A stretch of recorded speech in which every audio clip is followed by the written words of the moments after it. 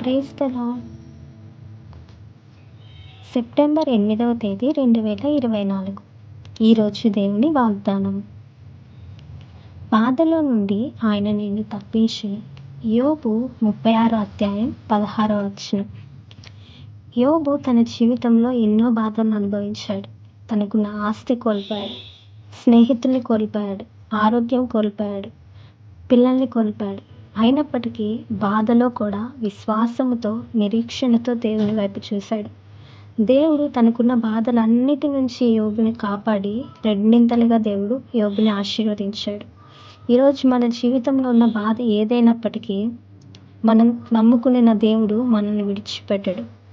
దేని నుంచి అయినా రక్షించడానికి సామర్థ్యం కలవాడు, శక్తి కలవాడు. కాబట్టి నీకున్న బాధలన్నిటిని మరచి విశ్వాసముతో దేవుని వైపు చూడు. యోబుని ఆశీర్వదించిన దేవుడు ఈరోజు నిన్ను కూడా తప్పక ఆశీర్వదిస్తాడు. దేవుని ఆశీర్వాదాలు మనం పొందుకోవాలంటే యోబు వలె నిరీక్షణ కలిగి, బాధలో కూడా విశ్వాసము కలిగి దేవుని వైపు చూద్దాం. దేవుని ఆశీర్వాదాలు మనం పొందుకుందాం. ఈ వాగ్దానం దేవుడు మన జీవితంలో నెరవేర్చునుగాక. ఆమేన్.